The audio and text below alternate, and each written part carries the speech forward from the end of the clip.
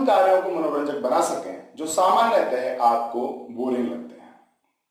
और इस वीडियो में मैं बात करने वाला हूं आपकी पढ़ाई के गेमिफिकेशन के बारे में, यानी कि मैं आपको पढ़ाई को मनोरंजक बनाने यानी पढ़ाई को गेमिफाई करने के बारे में बताने वाला हूं। यदि आपको पढ़ना बोर लगता है तो आपको मेरा यह वीडियो ध्यान से अंत तक देखना चाहिए। पर सबसे पहला सवाल यह है कि पढ़ाई को गेमिफाई क्यों किया जाए? तो इसका सीधा सीधा उत्तर यह है कि हमको खेलना मजेदार लगता है और हम चाहते हैं कि पढ़ाई भी मजेदार लगे, इसलिए हम पढ़ाई को गेमिफाई करने के बारे में सीखेंगे। आखिर किसी कंप्यूटर गेम में ऐसा क्या मजेदार रहता है जो हमें और ज्यादा खेलने के लिए प्रेरित करता है? जब हम किसी कंप्यूटर गेम को खेलते हैं तो उसमें मिलने वाले points, achievement badges, levels, progress bar या वर्चुअल करेंसी उसको और अच्छा खेलने के लिए प्रेरित करते हैं। हम हमेशा ज्यादा से ज्यादा पॉइंट्स जमा करने की कोशिश करते हैं, एक बैज मिलने के बाद दूसरा लेने की कोशिश करते हैं, प्रोग्रेस बार को और ज्यादा भरने की कोशिश करते हैं या फिर ज्यादा से ज्यादा वर्चुअल करेंसी को जुटाने की कोशिश करते हैं। अब आपको सिर्फ यह सोचना है कि ये गेम एलिमेंट जैसे कि points, achievement badges, levels, progress bar या वर्चुअल करेंसी को आप अपनी पढ़ाई से कैसे जोड़ सकते हैं।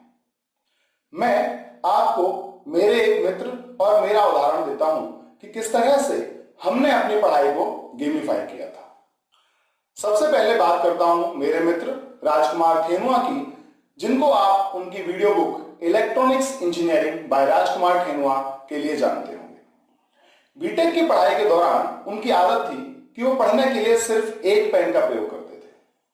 जिस प्रकार हम लोग पढ़ने के लिए बहुत से पेन का प्रयोग कर लेते हैं, जैसे कभी क्लास में किसी से मांग लिया या कभी घर में पड़ा कोई भी पेन उठा लिया और उससे पढ़ने लगे, ऐसा वो कभी नहीं करते थे। ना कभी किसी को अपना पेन देना और ना कभी किसी से उसका पेन लेना, यह उनकी आदत थी। ऐसा इसलिए क्योंकि उन्होंने अपनी पढ़ाई को पेन की रिफिल के जरिए गेमिफाई किया हुआ था। पेन की रिफिल उनके लिए किसी गेम में प्रोग्रेस बार की तरह काम करती थी। रिफिल का खत्म होना उनको वैसा ही सुख देता था जैसा गेम में प्रोग्रेस बार का भरना। पेन की रिफिल को खत्म करना उनके लिए एक लेवल पार करने के बराबर होता था। खाली रिफिल को वो फेंकते नहीं थे, बल्कि अपने कमरे की अलमारी के एक कोने में संभाल कर रख देते थे, क्योंकि खाली रिफिलों की संख्या यह दिखाती थी कि उन्होंने कितने लेवल पार कर लिए हैं। यदि आपने कोई गेम खेला है तो आप जानते ही होंगे कि जैसे जैसे आप लेवल पार करते जाते हैं, अगले लेवल को पार करने की ललक उतनी ही बढ़ती जाती है। ठीक वैसे ही जैसे जैसे किसी सेमेस्टर में उनकी खाली रिफिलों की संख्या बढ़ती जाती थी, वो और ज्यादा रिफिल खत्म करने के लिए प्रेरित होते जाते थे। अब आप ये देखिए कि इस छोटे से गेमिफिकेशन से उनको कितने फायदे हुए। पहला फायदा तो यह हुआ कि उनको इस बात की चिंता रहती थी कि कहीं वो अपना पेन घर पर ना भूल जाए, क्योंकि एक दिन पेन भूलने का मतलब लेवल पार करने में देरी हो जाना और कोई भी गेमर यह बर्दाश्त नहीं कर सकता। तो वो कभी भी अपना पेन घर पर भूलते नहीं थे और क्लास में कम से कम इस बात की चिंता से मुक्त रहते थे कि आज किससे पेन मांगेंगे। दूसरा फायदा यह हुआ कि वो क्लास में देरी से पहुंचना या फिर छुट्टी करना बर्दाश्त नहीं कर सकते थे, क्योंकि देरी से पहुंचना या छुट्टी करने का अर्थ था रिफिल का धीरे धीरे खत्म होना। तीसरा फायदा यह हुआ कि कॉलेज से घर आने के बाद जब बाकी विद्यार्थी आराम के बारे में सोचते थे तो उनके दिमाग में एक ही विचार रहता था कि रिफिल को कैसे खत्म करूं। रिफिल खत्म करने का विचार उनको बार बार पढ़ने के लिए प्रेरित करता था, इसलिए वे कम से कम आराम करने के बाद पढ़ने के लिए बैठ जाते थे। तो यह तो हुई राजकुमार खेनुआ जी की बात। मैंने अपनी पढ़ाई को अपनी नोटबुक के जरिए गेमिफाई किया हुआ था। सेमेस्टर की शुरुआत में 100 A4 साइज के पेज की स्पाइरल बाइंडिंग करके मैं अपने लिए एक नोटबुक तैयार करता था और शुरुआत के 10 पेजों पर 1 से लेकर 10 तक नंबर डाल देता था। यह 10 पेज मेरे लिए एक लेवल का काम करते थे और हर पेज प्रोग्रेस बार के एक बार की तरह। मेरी कोशिश रहती थी कि जल्दी से जल्दी इन 10 पेजों को भर दिया जाए।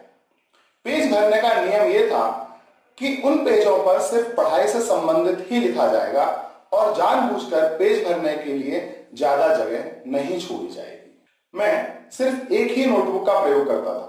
कॉलेज में रोज उस दिन की तारीख और विषय का नाम लिखकर उस दिन के नोट्स बनाता था और कॉलेज से आने के बाद उसी नोटबुक पर घर पर पढ़ते समय नोट्स बनाता था। मुझे इस तरह गेमिफिकेशन के वही फायदे हुए जो राजकुमार खेनुआ को हुए थे।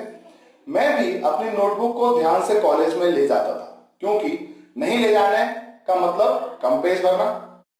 कॉलेज की छुट्टी नहीं करता था।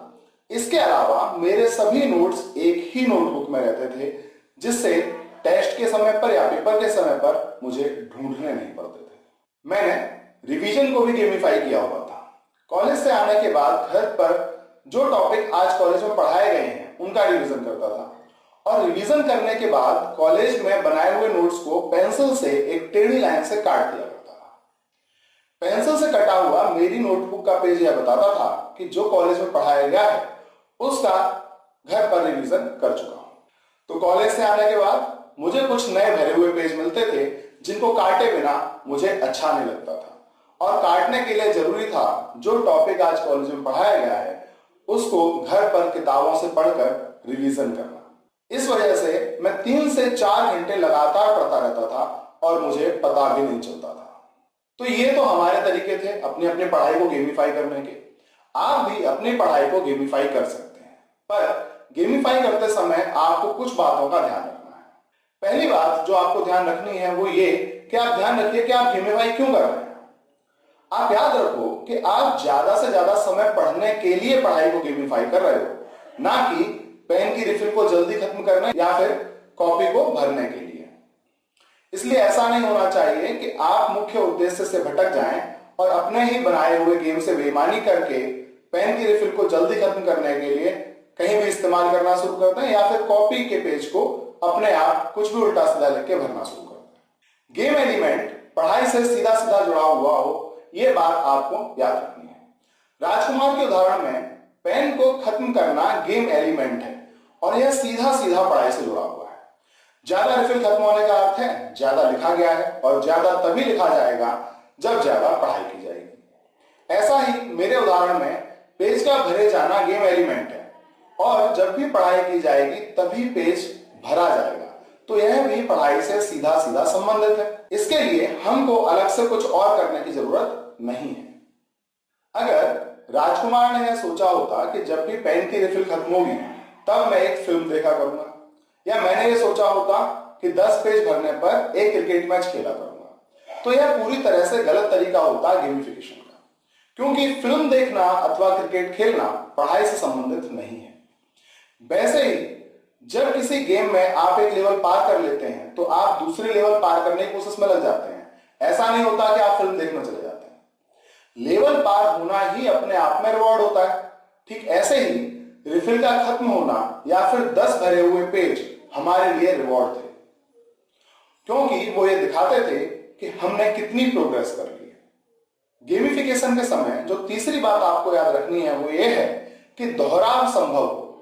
इस बात को निश्चित करें कि जिस तरीके से एक रिफिल को भरी हुई रिफिल से बदला जा सकता है, 10 पेज भरने के बाद 10 और पेज भरे जा सकते हैं, उसी प्रकार आप भी कुछ ऐसा टारगेट निश्चित करें जिसको जल्दी जल्दी दोहराया जा सके। ऐसा नहीं होना चाहिए कि आपने निश्चित कर लिया कि मैं 100 पेज भरा करूंगा। अब 100 पेज भरने में तो काफी समय लग जाएगा, तो दोहराव इतना आसान नहीं होगा, और यह गेम एलिमेंट आपको पढ़ने के लिए बहुत ज्यादा प्रेरित नहीं कर पाएगा। गेमिफिकेशन के समय चौथी और अंतिम ध्यान रखने वाली बात यह है कि आप सही टूल का प्रयोग करें। आप आसान से आसान तरीके से अपनी पढ़ाई को गेमिफाई करें तो ज्यादा अच्छा है। हालांकि आप अपने लैपटॉप या मोबाइल का प्रयोग करके भी अपनी पढ़ाई को गेमिफाई कर सकते हैं, पर मेरी सलाह यह है कि गेमिफिकेशन के लिए किसी गैजेट पर निर्भरता कम से कम रखें। जिस तरह से मैंने और राजकुमार ने साधारण चीजों का इस्तेमाल करके अपनी पढ़ाई को गेमिफाई किया था, ठीक वैसे ही आप भी साधारण चीजों का इस्तेमाल करें।